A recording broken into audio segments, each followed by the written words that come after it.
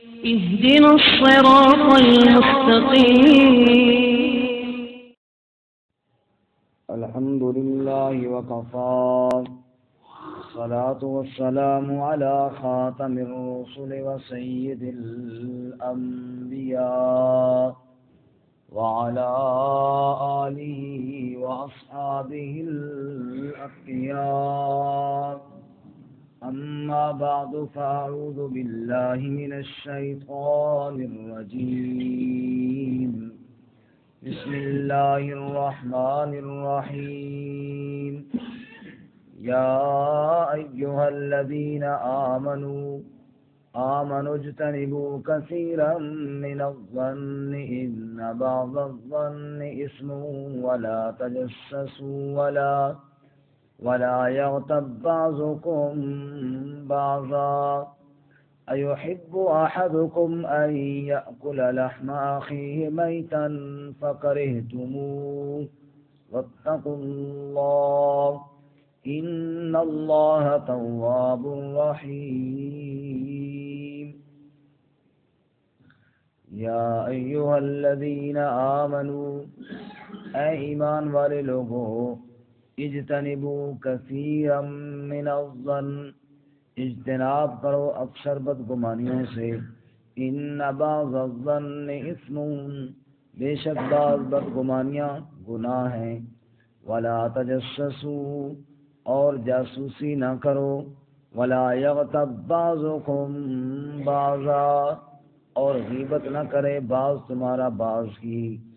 ایحب احدکم ان یأکل لحم اخیہ میتا فکرہتموہ، کیا پسند کرتا ہے تم میں سے کوئی ایک کہ وہ کھائے اپنے مردہ بھائی کے گوشت کو، پس تم ناپسند سمجھتے ہو اس کو. واتقوا اللہ، اور ڈرو اللہ تعالیٰ سے، ان اللہ تواب الرحیم، بے شک اللہ تعالیٰ توبہ قبول کرنے والا رحم کرنے والا ہے. سبحان ربک رب العزت عما یصفون وسلام علی المرسلین والحمد للہ رب العالمین. اللهم صل على محمد وعلى آل محمد كما صليت على إبراهيم وعلى آل إبراهيم إنك حميد مجيد. اللهم بارك على محمد وعلى آل محمد كما باركت على إبراهيم وعلى آل إبراهيم إنك حميد مجيد. معزز سامعین، سورۃ الحجرات کا دوسرا رکوع آیت نمبر 12 آپ کے سامنے تلاوت کی ہے. اللہ رب العزت اس کے مطابق صحیح بیان کی توفیق عطا فرمائے اور ہمیں قرآن و سنت پر عمل کرنے کی توفیق عطا فرمائے. آمین. اصلاح معاشرہ کے قوانین کے سلسلہ میں گزشتہ سبق کے اندر آپ حضرات نے ان امور کا تذکرہ سنا کہ جو معاشرے میں فساد کا باعث بنتے ہیں. فرمایا کوئی کسی سے مذاق نہ کرے، کوئی کسی کے اوپر عیب نہ لگائے اور برے القاب سے نہ پکارے. آج کے سبق کے اندر بھی عنوان یہی ہے اور چند دیگر گناہوں سے منع کیا گیا ہے.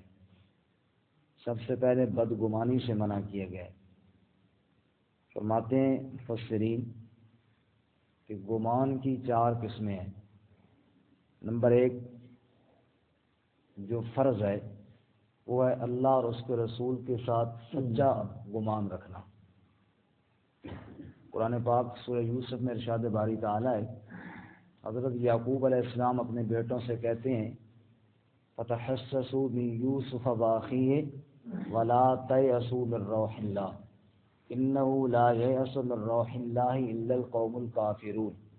جاؤ یوسف اور بنیامین کو تلاش کرو اور نا امید نہیں ہونا اللہ کی رحمت سے، کیونکہ اللہ کی رحمت سے کافر نا امید ہوتے ہیں. تو اللہ کے متعلق اچھا گمان رکھنا یہ فرض ہے، یہ ایمان ہے.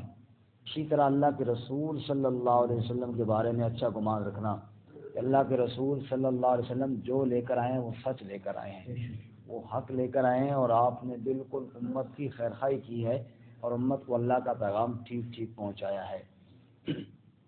تو یہ تو فرض ہوا اللہ اور اس کے رسول کے بارے میں اچھا گمان رکھنا۔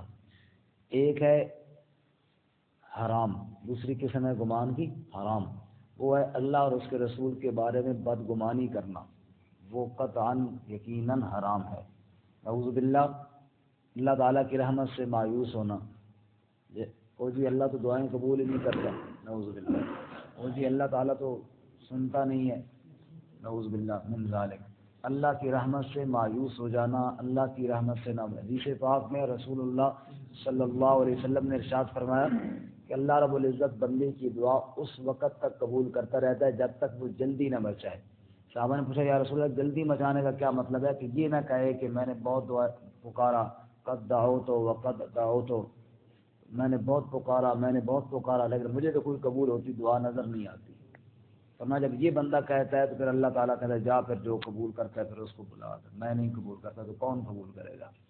تو جلدی نہ بچائے۔ اللہ کے بارے میں بدگمانی کرنا یہ کیا ہے؟ حرام ہے۔ اللہ کی رحمت سے امید رکھنا یہ فرض اور واجب ہے۔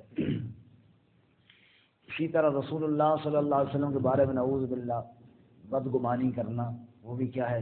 حرام ہے۔ کہ اللہ کے نبی صلی اللہ علیہ وسلم نے نعوذ باللہ اگر یہ گمان کیا جائے کہ شریعت اللہ کی پوری نہیں پہنچائی، رسالت کے احکامات میں نعوذ باللہ کوئی کمی کی ہے، تو یہ کیا ہے؟ بدگمانی ہے۔ اللہ کے رسول صلی اللہ علیہ وسلم کو جو اللہ نے حکم دیا ہے وہ آپ نے پورا پہنچایا۔ یا ایھا الرسول بلغ ما انزل الیک من ربک، اے میرے رسول جو اللہ تعالیٰ نے آپ کی طرف وحی بھیجی ہے آپ اس کی تبلیغ کیجیے۔ فإن لم تفعل فما بلغت رسالتہ، اگر آپ نے تبلیغ پوری نہ کی تو پھر آپ نے تو رسالت کو پہنچایا نہیں ہے۔ تو کوئی ایسا ذہن رکھنا یا کوئی ایسا عقیدہ یا کوئی مسئلہ ایسا نبی پاک نے فلانا مسئلہ نہیں پہنچایا، نعوذ باللہ یہ بدگمانی ہے اور یہ کیا ہے؟ حرام ہے۔ تیسری بدگمانی کی قسم ہے جو مستحب ہے، بہتر ہے اور اچھی ہے اور جس پر اجر ہے، وہ ہے ہر مومن کے بارے میں اچھا گمان رکھنا۔ ظن المؤمنین خیرا، اگرچہ وہ مومن گناہ گار ہی کیوں نہ ہو، بندہ اچھا گمان رکھے، کسی کے بارے میں برا نہ سوچے، ہر ایک کے بارے میں کیا سوچے؟ اچھا سوچے، اچھا گمان رکھے، یار وہ اچھا ہے، چلو اس سے کمی کوتاہی ہو گئی ہے لیکن انشاءاللہ باقی معاملات میں وہ ٹھیک ہوگا، مجھ سے بہتر ہوگا، وہ حلال کھاتا ہوگا، وہ حرام سے بچتا ہوگا، وہ جھوٹ نہیں بولتا ہوگا۔ اچھا گمان رکھنا یہ کیا ہے؟ بہتر ہے اور مستحب ہے۔ چوتھی قسم ہے گمان کی جو مباح کے درجے میں ہے۔ مباح سے مراد جائز، جیسے بعض ایسے مثال کے طور پہ آپ جنگل بیابان میں ہیں اور نماز کا وقت ہو گئے اور قبلے کی کوئی سمجھ نہیں آ رہی تو آپ ایک طرف گمان کر لیتے ہیں کہ یار اس طرف ہی قبلہ ہوگا، سوچ لیتے ہیں، تو یہ جائز ہے اور اس پر عمل کر لے۔ فَأَيْنَمَا تُوَلُّوا فَثَمَّ وَجْهُ اللَّهِ، اگر کوئی آگے پیچھے بھی ہو گیا تو اللہ آپ کے گمان کی وجہ سے آپ کو اجر پورا عطا فرمائیں گے۔ تو یہ گمان کی چار قسمیں۔ اب اس میں سے بدگمانی کیا ہو گیا؟ حرام ہو گیا۔ اب یہاں پہ میں نے یہ چار قسمیں اس لیے عرض کی ہیں کہ آیت میں ہے کہ بعض گمان جو ہے نا وہ گناہ ہے، یہ نہیں فرمایا کہ سارے گناہ، معلوم ہوا کچھ جائز بھی تھے، اس لیے فرماتے ہیں یا ایھا الذین آمنوا، اے ایمان والو، اجتنبوا کثیرا من الظن، اجتناب کرو اکثر بدگمانیوں سے، ان بعض الظن اسم، بعض بدگمانیاں جو ہے نا وہ گناہ ہے۔ ظن کا معنی گمان ہوتا ہے اور اس کے اوپر جو الف لام لگ جائے تو یہ نکرے کو معرفہ کر دیتا ہے، اس لیے ظن کا معنی بدگمانی کرنا بھی درست ہے۔ ویسے ظن کا لفظی معنی گمان ہے، چاہے وہ اچھا ہو چاہے وہ برا ہو۔ ان بعض الظن اسم، بعض بدگمانیاں گناہ ہیں۔ اسی طرح آگے فرماتے ہیں ولا تجسسوا، جاسوسی نہ کرو، کسی کی ٹو میں نہ لگے رہو، کسی کے عیب نہ تلاش کرتے رہو، دوسروں کے عیبوں کے پیچھے بندہ پڑا رہے، فلانے کے اندر یار وہ کیا کرتا ہے، وہ ادھر کیوں جاتا ہے، وہ ایسی بات کیا ہے، فرمایا کسی کے عیبوں کے پیچھے نہ پڑو، لا تجسسوا، جاسوسی نہ کرو۔ جی بہت مشکل کام ہے، اتنا عام ہو چکا ہے، اللہ معاف فرمائے کہ بندے کو اپنے اندر جو بھی ہو نظر نہیں آتا اور دوسروں کے اندر کچھ بھی نہ ہو تو بس اس کے پیچھے بندہ پڑا ہوا ہے۔ قرآن میں اللہ فرماتے ہیں 15 پارے میں ولا تقف ما ليس لك بعلم ان السمع والبصر والفؤاد كل اولئک كان عنہ مسؤولا، فرمایا کہ جس کا تجھے علم نہیں اس کے پیچھے نہ پڑ، بے شک یہ آنکھ، کان اور دل جو ہے ان کے بارے میں پوچھا جائے گا۔ یہ جو اللہ تعالیٰ نے دل دماغ دیے اس لیے نہیں دیے کہ لوگوں کے پیچھے پڑا رہے اور سوچتا رہے کہ فلانا یہ کیوں اور فلانا یہ کیوں، اور محض ہمارے ہاں اکثر جو باتیں ہیں دوسروں کے متعلق کی جاتی ہیں صرف شک کی بنیاد پر، صرف محض شک کی بنیاد پر۔ حالانکہ قرآن پاک میں اللہ تعالیٰ کیا فرماتے ہیں کہ جو آدمی والذین یرمون المحصنات ثم لم یأتوا بأربعۃ شہداء فاجلدوہم 80 جلدہ، فرمایا کہ جو کسی کے بارے میں کوئی ایسی بات کرتا ہے کہ فلانا مرد یا فلانی عورت وہ جناب یہ گناہ کر رہا ہے اور اس گناہ پر وہ 4 گواہ پیش نہیں کر سکتا، کتنے گواہ؟ 4 گواہ، جنہوں نے فجلدوہم 80 جلدہ، یہ بات کرنے والا جو ہے اس کو 80 کوڑے مارے جائیں، حد قذف، کتنے کوڑے؟ 80 کوڑے اس کو مارے جائیں تاکہ آئندہ یہ کسی کے متعلق ایسی بات نہ کرے۔ اور آگے اللہ تعالیٰ فرماتے ہیں وَلَمْ تُقْبَلُوا لَهُمْ شَهَادَةً أَبَدًا، اور آئندہ کے لیے اس کی گواہی نہ قبول کی جائے۔ یہ کسی کے بارے میں جا تو وہی ہے نا جس نے کل ایک مسلمان کے اوپر الزام لگایا تھا، تو کس منہ سے گواہی دینے کے لیے آئے؟ اس کو معاملات میں گواہ نہ بنایا جائے۔ وَأُولَٰئِكَ هُمُ الْفَاسِقُونَ، اور اللہ کے ہاں اس کا نام فاسق لکھا جائے گا جس نے یہ جرم کیا ہے۔ ہم ہے کوئی سنی سنائی بات، کفا بالمرء کذبا ان یحدث بكل ما سمع، آدمی کے جھوٹا ہونے کے لیے یہ کافی ہے کہ ہر سنی سنائی بات کو آگے بیان کرتا جائے اور دوسروں کے عیب کے پیچھے پڑا رہے۔ نعوذ باللہ من ذلک، اللہ ہماری حفاظت فرمائے۔ آمین۔ آگے فرماتے ہیں ولا یغتب بعضکم بعضا، اور تم میں سے کوئی ایک دوسرے کی غیبت نہ کرے۔ رسول اللہ صلی اللہ علیہ وسلم سے پوچھا غیبت کیا ہے؟ فرمایا کہ آدمی کی پیٹھ پیچھے ایسی بات کہنا جو اس کو ناپسند ہو۔ ابو ہریرہ نے کہا یا رسول اللہ اگر وہ بات واقعتاً اس کے اندر موجود ہو تو پھر؟ فرمایا موجود ہو تبھی تو غیبت ہے، اگر نہ ہو تو فقط بہتہ ہو، پھر تو نے بہتان باندھا ہے، جو چیز اس کے اندر ہے ہی نہیں۔ تو فرمایا غیبت دوسرے کی نہ کرنا۔ رسول اللہ صلی اللہ علیہ وسلم نے ارشاد فرمایا کہ 3 چیزیں جہالت کی امت میں پائی جائے گی، ایک حسد، ایک فال اور ایک بدگمانی۔ ایک حسد، ایک فال، ایک بدگمانی۔ حسد اتنا بڑا جرم ہے کہ دنیا کے اندر قتل بعد میں ہوا، حسد پہلے ہوا۔ قابیل نے پہلے حسد کیا حابیل سے اور پھر جا کر اس کو قتل کیا۔ کسی کی عزت دیکھنا، کسی کا مقام دیکھنا، کسی کا مرتبہ دیکھنا اور بندہ برداشت نہ کر سکے، اللہ اس سے محفوظ فرمائے۔ شیخ سعدی فرماتے ہیں ہر ایک کو خوش کیا جا سکتا ہے، حاسد کو نہیں کیا جا سکتا، اس لیے کہ حاسد خوش تب ہوتا ہے جب میں مروں اور میں برباد ہو جاؤں، تو پھر میں اپنی بربادی تو نہیں کر سکتا نا، باقی ہر ایک کو میں خوش کر سکتا ہوں۔ تو حاسد جائے یہ خوش نہیں ہو سکتا۔ فال لینا، وہ جناب ہمارے جائے نا پنڈی پول کے ساتھ طوطا فال نکالتا ہے، طوطا کیا کرتا ہے؟ فال نکال، قسمت بتا رہا ہے طوطا مجھے میری، اور میں جناب اس بندے بیچارے کے ساتھ میری ہاتھ کی لکیریں چیک کرو جناب اور میری قسمت بتاؤ جی۔ کبھی میں طوطا میری فال بتا رہا ہے، کبھی پرندہ کوا بولتا ہے تو میری قسمت میں گڑبڑ ہو جاتی ہے۔ اللہ کے نبی فرماتے ہیں یہ جہالت کی باتیں رہیں گی، یہ جہالت کی باتیں، یہ ضعیف العقیدی اتنی رہے گی کہ کبھی کوئی کس سے قسمت معلوم کر رہا ہے، حالانکہ والقدر خیرہ و شرہ من اللہ تعالی، قسمتیں تو اللہ کے ہاتھ میں، قسمتیں کس کے ہاتھ میں؟ اللہ کے ہاتھ میں، اور اللہ کے علاوہ کوئی قسمتوں کو جاننے والا نہیں ہے۔ اسی طرح فرماتے ہیں بدگمانی، دوسروں کے بارے میں برا گمان رکھنا اور پھر آگے باتیں پھیلانا، فرمایا کہ یہ بھی جہالت کی باتیں ہیں، اللہ نے اس سے محفوظ فرمایا۔ جناب رسول اللہ صلی اللہ علیہ وسلم کی محفل میں حضرت معاذ اسلمی آئے اور آ کے اقرار کیا یا رسول اللہ میں نے مجھ سے غلطی ہو گئی ہے، زنا ہو گیا ہے۔ آپ صلی اللہ علیہ وسلم نے اعراض فرمایا، یعنی منہ موڑا، پھر آ کر انہوں نے کہا، پھر کہا، 3 دفعہ اقرار کیا، 4 دفعہ۔ پھر نبی صلی اللہ علیہ وسلم نے پوچھا کہ یہ پاگل تو نہیں ہے؟ کہا جی نہیں پاگل نہیں ہے۔ کہا نشے میں تو نہیں ہے؟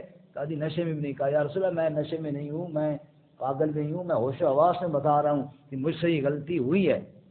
اب ایک بندہ علل اعلان واضح طور پہ صریح الفاظ میں اپنے جرم کا اقرار خود آ کے کر رہا ہے، اللہ کے نبی پھر بھی منہ موڑ رہے ہیں، پھر بھی منہ موڑ رہے ہیں، پردہ ڈال رہے ہیں، اور ہم نے تو سنی سنائی باتوں کو لے کے جناب پتہ نہیں کہاں سے کہاں پہنچا دیتے ہیں۔ تو جب ان پر حد لگی، جب خود اقرار کر لیا تو پھر تو ظاہر گواہوں کی ضرورت نہیں، تو حد لگی تو جا رہے تھے تو ایک شخص نے ذرا ایسا جملہ بولا جو نازیبا تھا ان کے بارے میں کہ لوگ گناہ کرتے ہیں اور پھر جناب ہمیں سزائیں دینی پڑتی ہیں، اور آپ صلی اللہ علیہ وسلم خاموش رہے، کچھ نہ پڑا۔ تھوڑا آگے گئے تو ایک مردار بکری کا بچہ پڑا ہوا تھا جس سے بدبو آ رہی تھی۔ آپ نے فرمایا وہ کدھر گیا جو اپنے بھائی کے بارے میں وہ بات کر رہا تھا؟ جی میں تھا۔ کہا اس میں سے کھاؤ۔ کہا جی گندا بدبودار مردار کھاؤں؟ میں جو بات تم نے کی ہے نا وہ اس سے بھی زیادہ گندی تھی، بدبودار مردار کو کھانے سے بھی وہ بات زیادہ گندی تھی جو تم نے اپنے اس بھائی کے متعلق کہی ہے۔ تو دوسروں کے بارے میں بات کرنا کوئی معمولی جرم نہیں ہے، بہت بڑا جرم ہے۔ حضرت سیدہ عائشہ صدیقہ رضی اللہ تعالیٰ عنہ نبی صلی اللہ علیہ وسلم کے سامنے حضرت صفیہ کا تذکرہ کرتی ہیں۔ ان کا ذرا قد چھوٹا تھا۔ سیدہ عائشہ رضی اللہ تعالیٰ عنہ نے کہا اس کو تو اس کا قد ہی کافی ہے، یعنی اس طرح کی تھوڑا سا۔ آپ صلی اللہ علیہ وسلم فرمایا تم نے ایسا جملہ بولا ہے اگر میٹھے سمندر پہ ڈال دیا جائے تو میٹھا سمندر کڑوا ہو جائے۔ اس کی اتنی کڑواہٹ ہے، جملے اور بات جو ہے ان کی کڑواہٹ بڑی سخت ہوتی ہے۔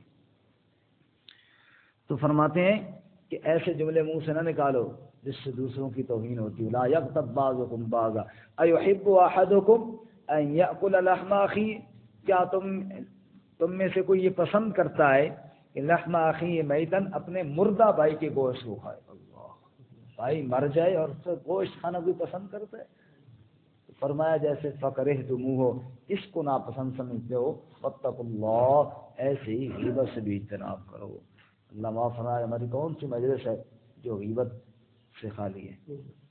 جی ایک تو وہ ہے نا کہ ایک شخص کے شر سے بچانے کے لیے کسی کو کوئی بات بتائی جاتی ہے کہ فلانے کے اندر یہ جرم ہے، ذرا اس سے اجتناب کرنا، یہ تو ہے ضرورت، اس کی تو خود حدیث میں اجازت آئی ہے۔ لیکن ایک ہے کہ بس گپ شپ کے لیے، کوئی میری باتوں سے فائدہ نہیں ہے، نہ جناب میں ان کو کوئی سمجھا رہا ہوں، نہ بس صرف ایک آدمی کی توہین مقصود ہے اور کوئی مقصد کوئی نہیں ہے، یعنی کوئی فائدہ نہیں ہے اور میں لگا ہوا ہوں اور جناب پوری محفل اس میں ہم نے منعقد کی ہوئی ہے اور لوگ لگے ایک کی اہانت اور توہین میں۔ فرمایا اس سے واتقوا اللہ اس سے اجتناب کرو۔ رسول اللہ صلی اللہ علیہ وسلم نے ارشاد فرمایا لما عرج بی مررت بقوم لهم اظفار من نحاس، جب معراج کی رات میں گیا میں نے ایک ایسی قوم کو بھی دیکھا جس کے ناخن لوہے کے تھے، لمبے لمبے، اور پھر وہ کیا کر رہے تھے؟ ان ناخنوں کے ساتھ اپنے چہرے اور سینے کا گوشت نوچ نوچ کر کھا رہے تھے۔ میں نے پوچھا یہ کون لوگ ہیں؟ کہا یہ وہ لوگ ہیں ہؤلاء الذین یعرضون اعراضهم، یہ لوگوں کی عزتوں کے ساتھ کھیلا کرتے تھے دنیا میں، یہ لوگوں کی عزتوں کے ساتھ کھیلا کرتے تھے دنیا کے اندر۔ آج اللہ تعالیٰ نے کہا اپنے بدن کو نوچ نوچ کے خود کھاؤ اور اس سزا کے اندر ان کو مبتلا کر دیا جائے، تو اللہ تعالیٰ نے اس سے محفوظ فرمایا۔ جی فرمایا رسول اللہ صلی اللہ علیہ وسلم نے دو باتیں جہالت کی ایسی عام ہو گئی ہیں، ایک ہے نوحے کرنا اور ایک ہے تان سے نسب، کسی کے نسب میں تان کرنا، اور تو فلانے کا پتر نہیں، یعنی بڑا حقیر سمجھ کے کہنا۔ سب آدم علیہ السلام کی اولاد میں سے، سب ایک ہی باپ آدم علیہ السلام کی اولاد میں سے ہیں، اس لیے فرمایا کہ کسی کو حقیر سمجھ کے یوں تانے دینا یا کسی کی غیبت کرنا۔ واتقوا اللہ اللہ تعالیٰ سے ڈرو، ان اللہ تواب الرحیم، بے شک اللہ توبہ قبول کرنے والا رحم کرنے والا ہے۔